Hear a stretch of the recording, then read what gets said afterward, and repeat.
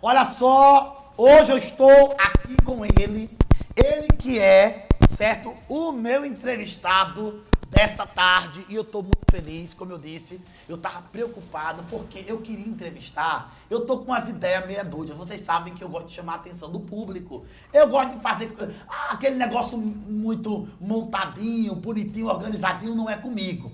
Então, eu quero trazer aqui uma série de entrevistas, né, que prende a curiosidade do público. Hoje eu vou entrevistar o doutor, certo, Vitor Barros. Ele é perito, médico legista de primeira classe, atualmente diretor do Instituto Médico Legal de Sergipe, certo?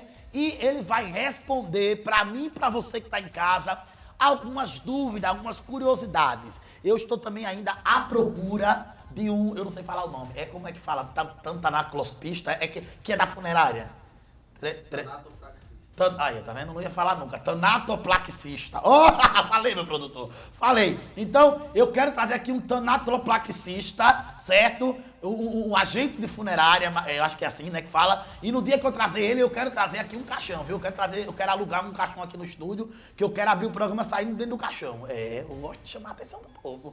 Só Deus na causa. Eu quero ver Douglas Magalhães fazer isso. Eu quero ver Mariana Sena fazer. Mari, te amo, viu, Mari? Eu só tô aqui dizendo que eu vou pegar seu público, mulher. Eu vou pegar seu público. Vamos embora. Olha só, doutor Vitor Barros. Boa tarde.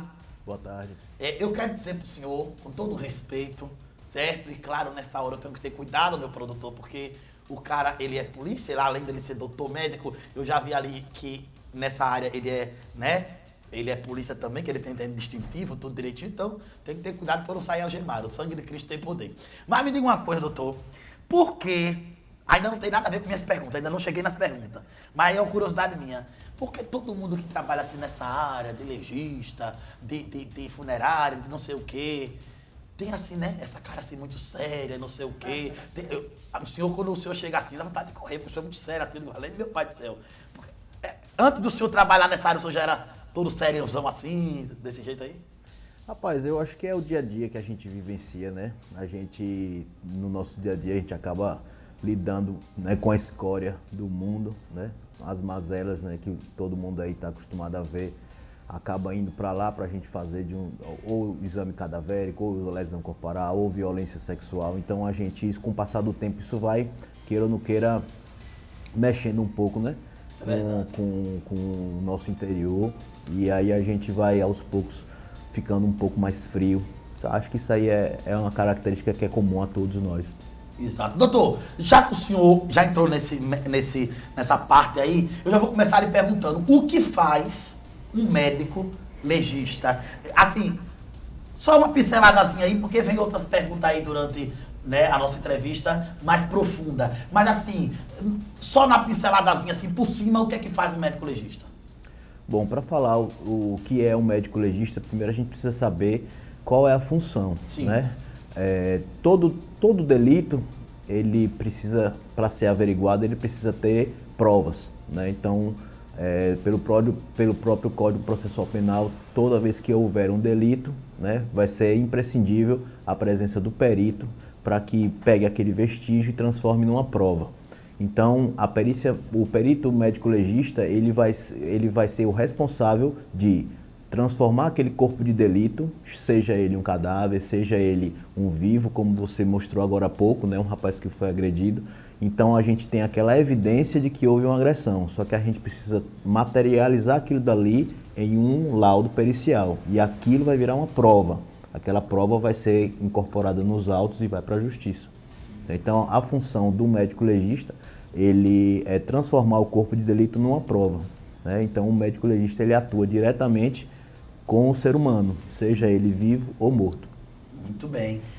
O médico legista trabalha, tu já respondeu mais ou menos, mas mesmo assim eu vou perguntar para que a resposta venha mais, né, direta. O médico legista, ele trabalha mais com morto ou com vivo?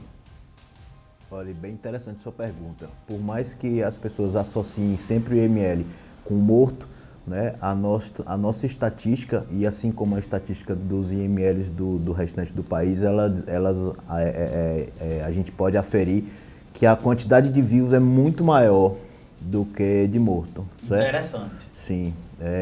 A gente, no nosso IML, no Instituto Médico Legal, a gente faz perícias em pessoas vítimas de agressão física, em pessoas vítimas de violência doméstica, violência sexual, né, presos, né, todos os presos que são encaminhados para a unidade prisional, eles passam lá pelo nosso instituto, todos, certo? Tanto para a audiência de custódia, quanto na transferência. Então, a gente também faz perícia em presos, né? Fazemos também o exame de DPVAT, né? Quando o indivíduo ele sofre um acidente de trânsito, ele tem direito de receber o DPVAT, somos nós que também fazemos. Então, estatisticamente é muito maior o número de vivos do que o de mortos. E pelo que eu vi aí, então, no caso do perito, do legista, do legista, o número de mortos é apenas, né, uma ponta do iceberg, porque realmente dá para ver que tem uma gama muito maior de situações com vivos que é atendido aí, segundo o doutor, né, Vitor Barros, que é atendido pelo legista, pelo médico legista. Muito interessante. A próxima pergunta, né, seria onde o médico legista entra quando o assunto é vivo. Mas eu acho que ele já respondeu, quer falar mais um pouquinho desse... quando o assunto é vivo, né, a pessoa chega lá viva, não é um cadáver. O que é feito com essa pessoa? Qual é o trabalho de vocês com essa pessoa? Porque eu creio que vocês atendem a pessoa que chega lá vivo em várias áreas, né? Como você falou aí, que tem caso de agressão física, tem caso de estupro e etc, etc. Como é diretamente o trabalho do legista com o vivo? Bom, a gente tem diversas modalidades de perícia em vivo, né? Principalmente o nosso carro-chefe são as vítimas de lesão corporal, né? O indivíduo que foi agredido, né, em diversas situações, ele precisa, para o inquérito ser instaurado, ele precisa de uma prova, né? Ele precisa provar que ele foi agredido. Como é que ele vai provar? Através de um exame pericial e que vai ser emitido um laudo. Então, aquele laudo pericial vai constar se houve ou não, né, uma agressão física naquele cidadão, né? Nós fazemos também muitos exames de constatação de violência sexual, né, nas várias modalidades aí de abuso sexual. Fazemos, como falei, também a questão do DPVAT, exames de presos e a grande maioria dos exames, como eu comentei agora há pouco. Muito bem. Doutor, como se dá o seu primeiro contato com o cadáver? Como é esse primeiro contato? Qual é a condição, qual é a preparação para poder trabalhar em um cadáver? Como é esse trabalho? Bom, interessante também sua pergunta. Quando o corpo ele chega no nosso instituto, a primeira coisa que a gente vai fazer é a correta identificação dele, certo? Porque por mais que todo mundo já tenha uma certeza de que se trata de fulano ou de cicrano, a gente precisa ter uma confirmação oficial, certo? E essa confirmação ela tem que ser feita através de um método científico validado. Então a gente possui basicamente 4 métodos de identificação. O primeiro e o mais comum é através da papiloscopia, que é a análise das digitais, certo? A gente coleta a digital do corpo e compara com o documento que a família traz, né? Se houver uma compatibilidade entre as duas informações, está identificado o indivíduo. Caso o indivíduo esteja sem condição de coleta de digitais ou não tenha documentação quando em vivo, aí a gente parte para a odontologia forense. A gente tem peritas odontoforenses que elas vão fazer a análise da arcada dentária do corpo e comparar com fotografias e exames que o indivíduo tinha quando vivo. Sim. E fazer uma comparação entre a linha de sorriso, entre o exame odontológico para poder identificar o indivíduo. Se não for possível, vai para o terceiro método, que é a antropologia forense, que é a análise dos restos mortais. Nos casos de corpo em putrefação, corpo em estado avançado de putrefação. E se nenhum desses três restar bem sucedido, a gente tem a última modalidade, que é o exame do DNA, né? Que ele fica por último, por quê? Porque é um exame caro, demorado, né? E que demora muito tempo, no caso, para a gente conseguir um resultado, e ele não vai identificar com certeza, ele só vai dizer que aquele indivíduo, ele possui parentesco com aquela família. Sim. Ele não vai dizer que aquele indivíduo de fato é aquele indivíduo. Então, primeiramente é feita a identificação. Logo em seguida, aí a gente vai fazer o exame, né, o exame de necrópsia. Nesse exame a gente vai estabelecer, primeiro, a causa da morte e, segundo, tentar estabelecer a dinâmica que isso aconteceu, certo? Não só descobrir do que o indivíduo morreu, mas tentar descobrir as condições em que aquela morte aconteceu. Que isso vai ajudar muito na questão da investigação. Sim, que interessante. Tá vendo aí, gente? A curiosidade, eu tenho certeza que é minha e é sua também, que está nos assistindo agora. Bate-papo aqui, ó, maravilhoso, com o doutor Vitor Barros. Doutor, me diga uma coisa. O que acontece com o chamado indigente, depois que passa por todo o processo lá que o senhor já falou? Eu não sei se essa notícia, ela é verdadeira, ela confere, mas há pouco tempo chegou pra gente uma notícia de que tinha alguns corpos, já há um bom tempo, no Instituto Médico Legal de Aracaju, esperando, né, assim, que as famílias fossem lá reclamar esses corpos, que ainda eram corpos de indigentes, que a família não tinha ido lá reclamar. E essa notícia é verdadeira, é falsa? Esse registro tem que ter essa espera antes de sepultar? E no final das contas, o que é que acontece com o indigente? Bom, outra pergunta interessante. Veja só, de acordo com a nossa legislação, o indivíduo que ele é não identificado ou não reclamado, ele tem um prazo de 30 dias, que é obrigatório, né, que permaneça sobre a guarda do IML, para que depois ele possa ser sepultado. Esses 30 dias é porque pode aparecer a família, então a lei estabelece 30 dias como um prazo mínimo que você deve aguardar, certo? O prazo máximo a lei não fala, né? E o que acontece?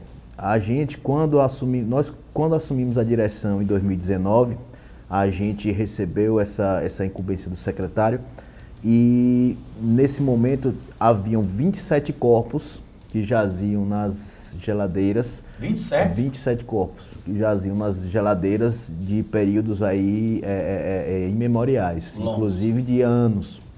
Então, uma das primeiras... E inclusive era o que gerava aquele mau cheiro que era comum na época do ano de 2019 para trás, em todo o quarteirão. Com o momento que você fosse ali, eu digo que eu trabalhava como médico legista antes de assumir a direção, então aquele cheiro a gente acabou se acostumando. Mas quem é de fora e chega na redondeza, sentia aquele mau cheiro. Eu lembro.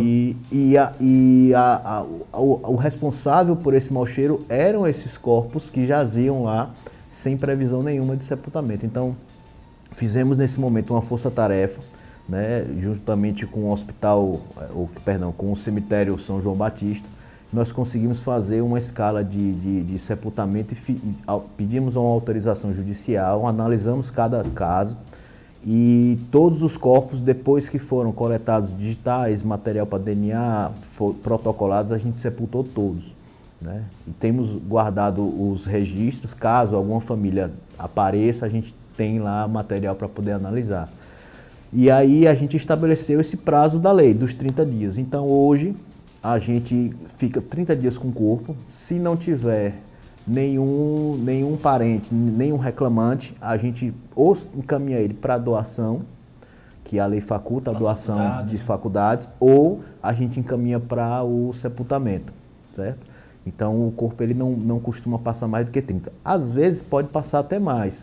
Por quê? Às vezes tem uma família que está aguardando um resultado de um DNA, que aí pode acabar demorando um pouco mais. Então ele aguarda lá, a gente não vai sepultar ele a toque de caixa só porque deu os 30 dias, não. Sim. A lei só fala no mínimo, ela não fala no máximo. A gente pode esperar um pouco mais. Isso. Doutor, me diga uma coisa, ainda não está aqui na minha lista de perguntas, mas aí abateu a curiosidade. Esse material, provavelmente vocês tiram foto do cadáver, vocês pegam nota de tudo que vocês fazem ali, etc., o trabalho de vocês. Todo esse material de anos, é guardado a vida toda lá no ML? Tem um local onde vocês guardam todas essas fotos, todo esse material? Ou em algum momento aquilo é descartado? Então, a gente tem no nosso arquivo, a lei fala que o documento público ele deve ser guardado por 30 anos. Então, a gente tem lá, o IML, ele está naquele prédio, ele foi inaugurado, vai completar agora 48 anos.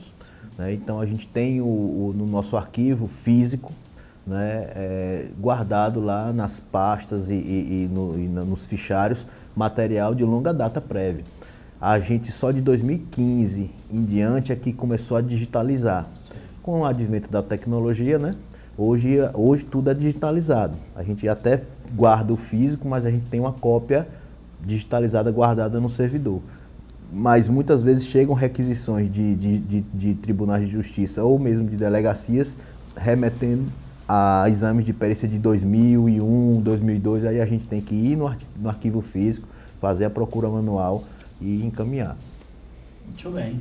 Aí você tá ligado no Camburão e eu, Diego Matos, hoje entrevisto o Vitor Barros, ele que é perito, médico legista e atualmente ele é diretor do Instituto Médico Legal de Sergipe. Doutor, me diga uma coisa, o médico legista e o trabalho fora do IML, ou seja, no cemitério, na cena do crime, tem isso também, não tem? Qual é o trabalho de vocês fora do Instituto Médico Legal?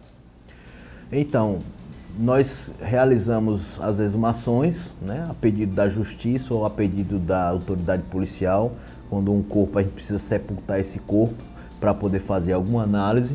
Geralmente, o que mais acontece é pesquisa de paternidade, né, a gente faz a exumação do corpo para extrair material para o DNA, ou casos em que o corpo foi sepultado sem passar pelo IML, a gente tem que exumar esse corpo para poder fazer uma análise, porque a causa da morte foi suspeita ou não foi bem esclarecida. E algumas vezes nós comparecemos em cena de crime, certo? Apesar de que o perito que vai para o local de crime é o perito criminal, sim, certo? E não é o perito médico legista, que seria o ideal, certo? O perito médico legista, os nossos professores de medicina legal, os autores de livro, eles falam que a necrópsia deve começar no local do fato. Sim. Porque no local do fato você vai ter muitos indícios ali para lhe ajudarem no exame final. Sim. Porque quando você recebe o corpo na mesa, você não sabe a posição que ele estava, né, que aquilo vai dizer muito. As vestes já chegam sem vestes.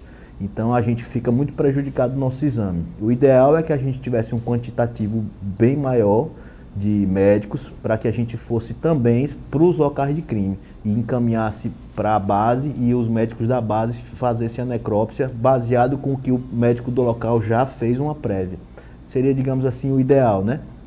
Mas em vista do quantitativo reduzido, acaba que nós ficamos na base e só vamos em ocasiões especiais, né? Quando são crimes de repercussão ou crimes que geraram muita dúvida para o perito de local, aí ele chama, aí a gente vai lá para discutir o caso.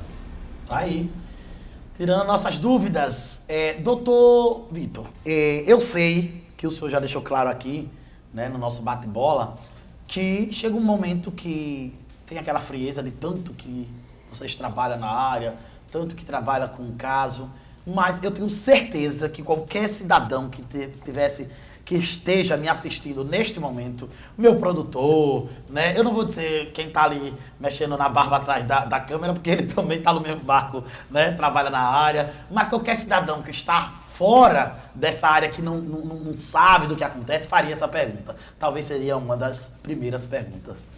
Qual caso, existe um caso, sempre existe, na maioria das vezes eles respondem, meu produtor, que não tem. Que não, já estamos, né? Mas um dia teve esse caso. Qual foi o primeiro caso que mais lhe chocou, trabalhando nessa área? Veja, tem um caso que, assim, eu não vou dizer que chocou, mas que eu parei para analisar em vários ângulos diferentes, que foi o dia que um rapaz esquizofrênico, ele estava em surto psicótico e acabou decapitando a própria mãe. E ela chegou, na verdade não foi uma decapitação completa, porque ela ainda chegou com um pouco de tecido muscular segurando o crânio.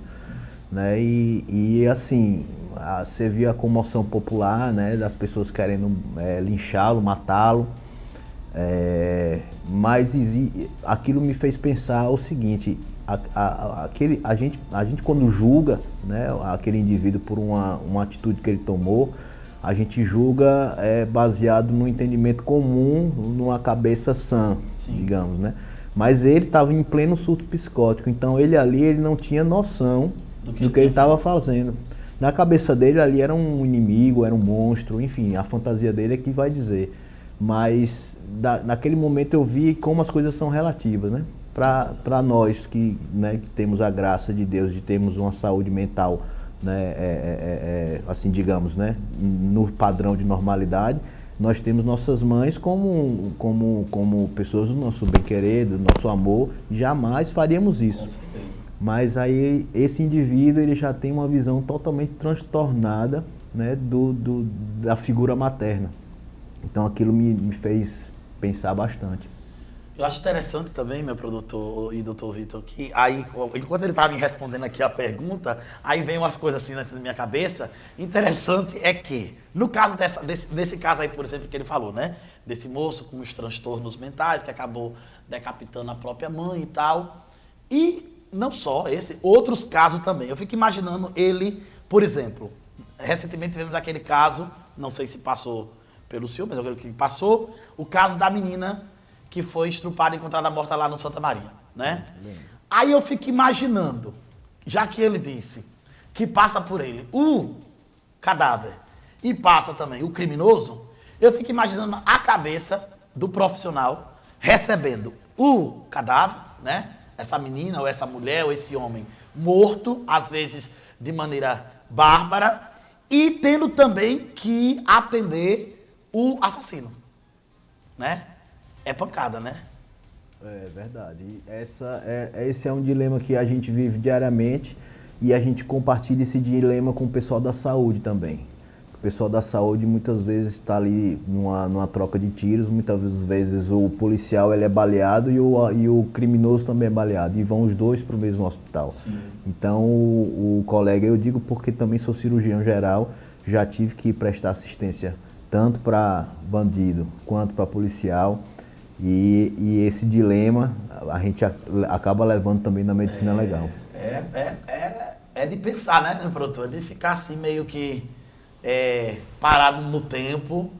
Não é para qualquer um, não. Tem que ter uma estrutura emocional muito grande. E falando de estrutura emocional, doutor Vitor, qual caso, né? Eu já lhe perguntei qual dos casos mais lhe chocou na vida. Mas assim, casos, né? Eu sei que o senhor recebe vários casos, mas qual tipo de caso mexe mais com o seu emocional? Violência sexual contra criança. Sim, eu já imaginava. Né? Eu assisti antes de fazer essa entrevista, até para me preparar para essa entrevista, eu assisti algumas entrevistas com legistas, pessoal perito e etc. Sempre a resposta é essa, né? Porque realmente é difícil. Eu vou fazer duas perguntas dentro de uma e vou lhe explicar por que a primeira pergunta. Aqui no estado de Sergipe, trabalhando nessa área, o senhor já atendeu algum cadáver, né? Ou cadáver ou não, mas vamos pro lado do cadáver, né? O morto. Algum famoso. E a pergunta que não quer calar. Por que que o famoso... A gente vê aí o caso do Domingos Montanher. Teve outros aqui em Sergipe, não teve, meu produtor? Teve o Gabriel Diniz, né? Porque quando essas pessoas que são famosas, elas morrem aqui no nosso estado, elas precisam passar pelo Instituto Médico Legal. Isso precisa realmente ou nem sempre? Porque eles são atendidos no Instituto Médico Legal, o corpo primeiro vai para o Instituto Médico Legal daqui. E é uma pergunta de uma pessoa leiga, por isso que eu estou perguntando, não sei nem o que eu estou perguntando direito, mas ficou essa curiosidade. Porque o famoso, né, me veio a lembrança do Domingos Montanher principalmente, primeiro ele passa para o Instituto Médico Legal daqui para depois seguir para os demais trabalhos na cidade dele.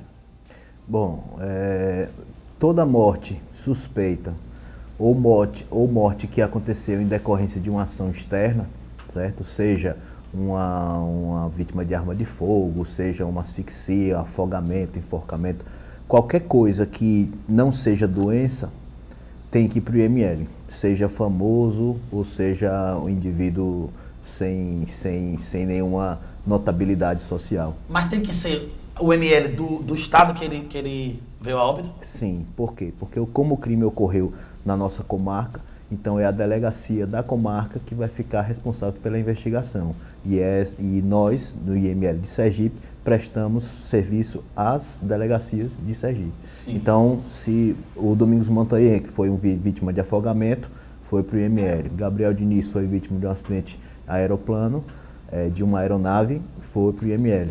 Mas outros famosos, por exemplo, podem ter falecido na nossa cidade de causas naturais. Esses aí não vão para o IML. Sim. Qual é a palavra? Eu ia perguntar se o senhor fez o trabalho lá com o Diniz ou com o Montanher. Como é que eu perguntaria? O senhor periciou? Como é que fala? Periciou. O senhor periciou algum deles dois? Não. Um recente que eu participei da perícia foi do piloto de Minas Gerais que teve um acidente ali próximo do aeroporto e que teve até aquela questão do braço. Primeiramente foi tirado um braço, depois o restante do corpo. O braço foi encontrado, o braço chega primeiro lá? Porque na verdade o corpo estava num local de difícil acesso e preso. E a equipe de bombeiros, eles só conseguiram naquele primeiro momento ali encontrar o braço. E já estavam no final do dia, aí eles interromperam a busca, encaminharam o braço que tinha sido encontrado para a gente já colocar na geladeira, e no dia seguinte é que eles conseguiram retirar o restante do corpo do indivíduo. Viu, doutor? O negócio é sério. Mas não está na minha lista de perguntas, mas uma coisa puxa a outra. Doutor Vitor, eu ouvi dizer, né? O que a gente ouve dizer, a gente não leva em conta, a gente tem que perguntar ao profissional, porque eu sou leigo no assunto.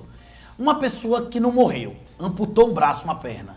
É verdade que esse braço, essa perna, ela é sepultada, passa para o Instituto Médico Legal? Esse negócio existe? Não. O indivíduo, quando ele sofre uma amputação e ele permanece vivo, ele vai ser encaminhado para um hospital. Né? Lá ele vai receber o atendimento médico, né? E vai ser submetido a um procedimento cirúrgico para poder regularizar aquele coto. E no hospital eles fazem a destinação do membro, né? Membros geralmente são incinerados. Sim.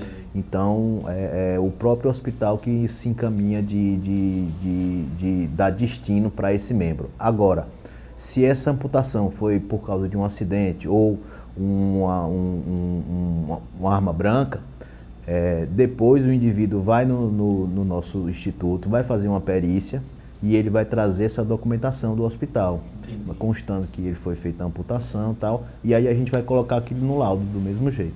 Então ele não vai ter prejuízo nenhum, vai constar a amputação da mesma forma. Entendi. Doutor, me diga uma coisa, eu já lhe perguntei qual é o trabalho do perito, do médico legista, agora qual é o trabalho do doutor Vitor Barros como diretor do Instituto Médico Legal?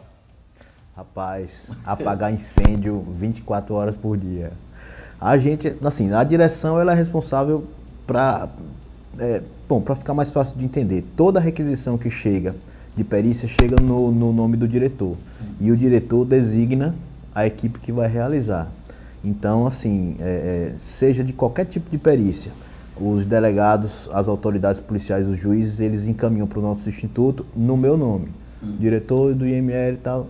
E aí, de acordo com a equipe que está no dia, eu designo para que eles realizem. Que Deus o livre guarde, se eu morrer agora, eu vou pro seu nome. Vai. Ixi, misericórdia.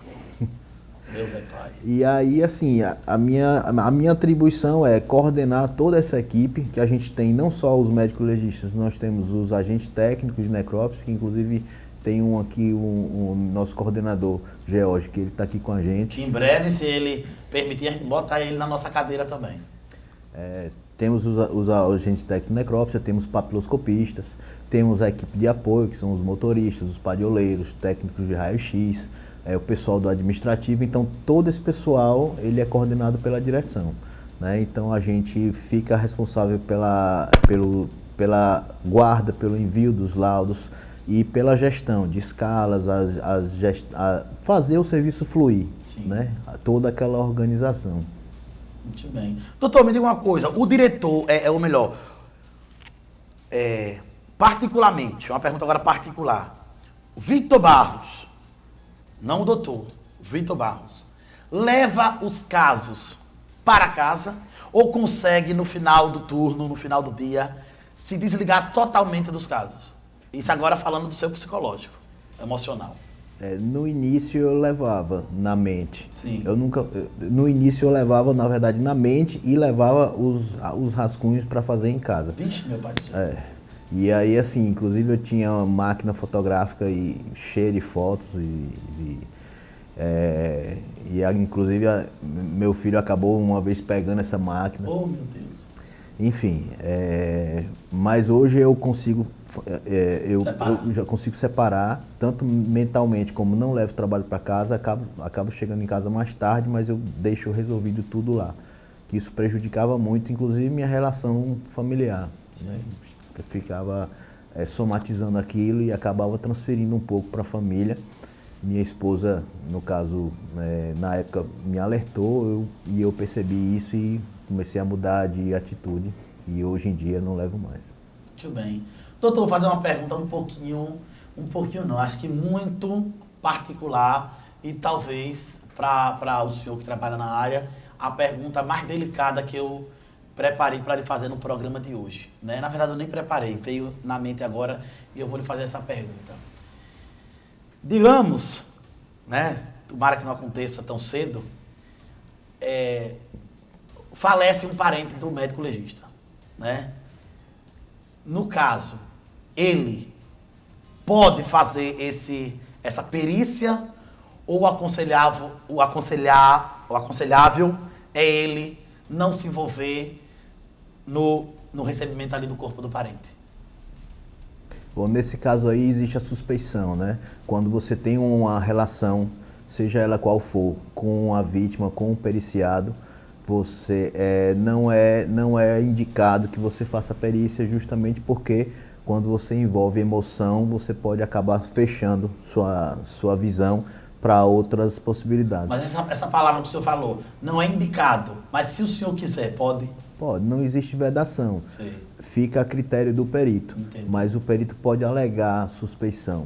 O que é isso? Ele pode dizer, eu não posso fazer... Por exemplo, teve um caso recente que o colega me ligou, eu estava na minha sala, ele estava no plantão e ele disse, Vitor, eu não posso fazer a necrópsia desse cidadão que está aqui porque eu tinha uma relação prévia com ele de inimizade, inclusive ele chegou a ser meu superior e me prejudicou muito, tal, então eu tenho suspeição, não posso fazer. Ok, na mesma hora eu desci e eu fiz o exame para ele. Ele fica a critério discricionário do perito alegar ou não suspeição. Muito legal, né, esse respeito que tem pela pessoa da área. Doutor, é verdade, eu ouvi, mas não tenho certeza, então eu vou perguntar. É verdade que tem outro prédio do Instituto Médico Legal sendo preparado, parece que vai mudar de local, ou é só falácias, isso já existe? Sim, o prédio já está com a sua infraestrutura já toda pronta, certo? Vai ser ali no povoado Tabocas, em Socorro, bem próximo do Cadeirão Feminino. É um sonho antigo nosso e da sociedade sergipana, porque inclusive existem ações ajuizadas no Ministério Público para retirada do IML daquela região central, né, que gerava, como eu disse, historicamente, né, a questão de mau cheiro, desconforto na vizinhança. Então lá foi escolhido por ser um local afastado, né, um local em que você não tem vizinhança próxima. E lá são 2 prédios, né, com uma estrutura grande, né, são 2 pavimentos e cada prédio vai ficar específico. Um prédio é só para morto, vai se concentrar ali os exames de necrópsia, antropologia e ossário, e no prédio dos vivos vai ficar todas as perícias em vivos. Que certo? legal. Uma observação também que, de acordo com pelo fato da distância, né, é um prédio que foi construído, né, de uma forma que não fica bem localizado, isso é verdade. Nós estamos junto com a Secretaria aí de Segurança Pública, na pessoa do Dr. João Eloy, conseguindo uma locação de um ônibus para ficar fazendo a linha São José, Socorro, Sim. né? E a gente está estabelecendo aí os itinerários, as rotas para justamente o quê? Levar aquelas vítimas do São José, né? Principalmente aquele pessoal que não tem condição financeira, né? De se transportar até lá, para que a gente possa fazer itinerários, né? Pela manhã, de tarde e à noite, né? Então, ida e volta, Muito né? bem pensado. Para o pessoal poder, tanto os funcionários, né? Quanto as vítimas. Muito bem pensado. Agora a pergunta que não quer calar, meu produtor. O que vai ficar sendo aquele prédio antigo? Porque eu não trabalharia ali dentro. O que é que vai ficar sendo aquele prédio antigo, pelo amor de Deus? Então, existe uma previsão de que aquele prédio ele fique como um Museu? prédio administrativo Sim, sim. da Secretaria de Segurança. Vai ser um arquivo, uma cadeia de custódia, algo meramente assim, burocrático. Entendi. Não vai ser nada que vai ter atendimento ao público. Entendi. O médico legista, o perito, sofre preconceito? Assim, tem pessoas que quando a gente fala que é legista, a pessoa torce a cara assim, né? Isso aí a gente está acostumado. Mas a gente também entende que parte muito da questão da ignorância, né? Sim, A sim. pessoa não conhece a nossa realidade, aí tudo aquilo que você não conhece tende a gerar inicialmente um certo desconforto. Mas, inclusive, quero aproveitar aí para estender aí o convite que todas as instituições, né, seja de saúde ou da área social, que queiram, né, fazer uma visita técnica aí para o nosso instituto, pode ficar à vontade. A gente deixa aí o e-mail aí o e-mail para que eles entrem em contato aí depois na descrição, que aí vocês solicitam, a gente agenda uma visita guiada, né, e vocês vão conhecer a estrutura, conhecer a rotina do nosso serviço. E para quem tem esse preconceito aí, vai ver que o nosso trabalho é igual a qualquer um outro. E aí, meu produtor, o senhor tem dúvida que eu vou entrar nessa lista? Não tem dúvida, né? Será bem-vindo. Obrigado. O jovem, a pessoa que pensa em seguir essa profissão, qual é a sua dica? Quais são os meios? Como ele deve começar? Ele quer ingressar, ele acha uma profissão bonita, ele acha algo que mexe com ele. Como tu chegou até aí? Bom, para ser perito médico legista, você tem que ter a graduação em medicina e prestar o concurso público para médico legista ser aprovado nas demais fases. Não precisa ter especialização, basta ter a graduação em medicina, que no curso de formação vai ser ensinado o ofício e você vai ter o resto da vida para aprender, né? Então, nós temos o perito médico, o técnico de necrópsia. Basta ter o ensino médio, inclusive, aproveitar aqui sua audiência para dizer que a gente tem um concurso, né, já aprovado, que está em andamento, está nas fases finais aí de licitação. Em breve será anunciada a banca, né, e vão ser 60 vagas, incluindo aí peritos médicos, perito criminal, técnico de necrópsia e papiloscopista. Vale frisar aqui que o técnico de necrópsia ele não precisa ter curso de auxiliar de necrópsia, certo? Muita gente pergunta isso pelo Instagram, se precisa ter o curso. Não precisa, certo? Basta que você tenha ensino médio completo e estude para passar no concurso, certo? Temos o papiloscopista, que é nível superior de qualquer área, e o perito criminal precisa ser de acordo com a área. Tem perito criminal de biologia, de química, matemática, farmácia, física, engenharias, informática. Então, das diversas áreas de graduação, tem o perito criminal e vai ter a vaga específica, certo? Então, voltando à questão do médico legista, basta ser graduado em medicina e passar no concurso público. Muito bem. Eu já falei lá em casa, meu produtor, que eu estou de olho nesse concurso que vem aí, né? Do que ele acabou de falar. O pessoal lá tá meio escamado comigo. Eu digo, mas eu vou fazer. Doutor Vitor Barros, suas considerações finais. Nessas considerações finais, desde já eu quero agradecer pela sua disponibilidade. Era um sonho, um desejo meu, receber alguém que fosse da área. E, como eu disse aqui, fiquei muito feliz né, que Deus abriu as portas e veio para mim logo o diretor do Instituto Médico Legal. E isso me faz ficar muito feliz, né, engrandece mais o meu trabalho. Então, nesse momento agora é o momento do senhor agradecer. Se tiver mais alguma coisa para colocar a respeito do seu trabalho, da sua área, fique à vontade, a câmera é toda sua. Pronto, eu queria aproveitar para agradecer o convite, certo? Dizer que toda vez que um programa honesto, né, nos procura sem censura e sem pegadinhas, né, queira saber do nosso trabalho, do trabalho do Instituto Médico Legal, eu vou estar sempre à disposição, certo? Que eu acho que a minha função como diretor, além de coordenar, né, o Instituto, é de dar visibilidade, né, para o nosso trabalho, né, exaltar aí o trabalho dos nossos guerreiros lá que estão lá no dia a dia, né, os legistas, os técnicos, os papiloscopistas, o pessoal do apoio, que dão o sangue ali no dia a dia para poder oferecer um serviço de qualidade para a sociedade, né? Estão todos aí de parabéns. E toda vez que eu puder participar de um programa, né, de qualidade, eu vou participar, né, com o maior prazer, certo? E quando precisar também lá do IML, é só acionar que a gente... Viu? Para que eu não precise tão cedo.